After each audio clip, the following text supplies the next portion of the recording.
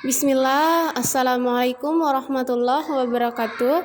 Anak-anak Soli, hari ini kita lanjutkan pembelajaran kita pada materi PPKN. Sebelum belajar, senantiasa diawali dengan berdoa. Ya, anak-anak Soli, adapun materi yang akan kita bahas pada pembelajaran PPKN yaitu tentang musyawarah. Mungkin kata musyawarah ini adalah kata yang sudah sering anak-anak solih dengarkan ya. Jadi kegiatan musyawarah ini adalah suatu kegiatan yang sering kita lakukan, baik di lingkungan keluarga, di lingkungan sekolah, ataupun di lingkungan masyarakat. Contohnya di lingkungan keluarga, ketika kita atau ketika anak-anak solih berkumpul dengan ibu, ayah, atau abah, umi, adik-adik, saudaranya, kakak ya. Saat itu berkumpul, bercerita, dan membuat suatu keputusan. Nah, itu adalah salah satu contoh dari musyawarah kecil yang ada di rumahnya.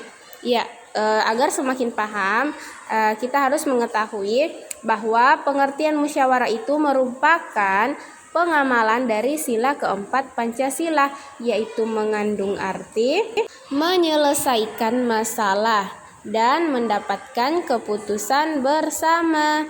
Ya, materinya boleh juga dilihat oleh anak-anak Soli di buku LKS tema 3 halaman 11. Nah, di situ ada penjelasannya. Apa itu musyawarah? Jadi musyawarah adalah pengambilan keputusan bersama yang telah disepakati dalam memecahkan sebuah masalah. Nah, musyawarah bertujuan untuk memperoleh kesepakatan supaya keputusan dapat diterima dan dijalankan dengan rasa tanggung jawab. Itu termasuk dalam pengamalan sila keempat Pancasila yang berbunyi, kerakyatan yang dipimpin oleh hikmat kebijaksanaan dalam permusyawaratan perwakilan. Jadi kita dalam kehidupan sehari-hari sangat perlu melakukan musyawarah. Misalnya nih contohnya, adik mau sekolah di SDIT Ibnu Abbas.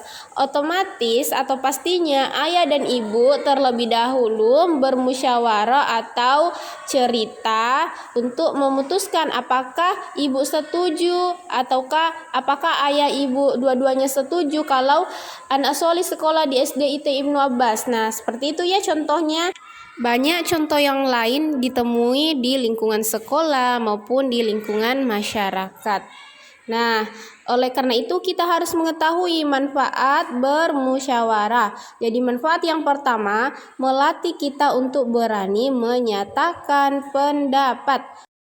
Manfaat yang kedua, menyelesaikan masalah yang ada dengan baik. Jadi kita harus menyelesaikan masalah itu dengan baik-baik ya, tidak boleh dengan kekerasan. Kemudian yang ketiga, mengambil keputusan yang adil dan bijaksana. Kemudian manfaat musyawarah keempat, menciptakan rasa kebersamaan dan tanggung jawab. Kemudian selanjutnya manfaat musyawarah kelima, menghargai pendapat orang lain. Kemudian sikap yang harus dijaga saat bermusyawarah. Yang pertama, saat menyampaikan pendapat sebaiknya kita melakukannya dengan sikap yang santun ya. Kemudian sikap kita yang kedua, saat orang lain berpendapat atau berbicara, kita sebaiknya mendengarkan dengan baik, saksama, dan menghargai. Tidak boleh memotong pembicaraan orang lain. Sikap yang ketiga yaitu hasil musyawarah merupakan keputusan terbaik yang disepakati bersama. Jika pendapat kita tidak digunakan di dalam pengambilan keputusan, maka kita harus menerimanya dengan lapang dada. Tidak boleh marah, tidak boleh menangis, tidak boleh berkelahi ya, karena itu adalah sudah menjadi keputusan bersama.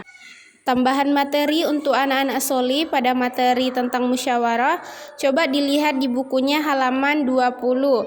Di bukunya terdapat contoh lingkungan di mana terjadinya musyawarah. ada di lingkungan keluarga, lingkungan sekolah, maupun lingkungan masyarakat. Bisa dibaca sendiri ya di buku LKS-nya.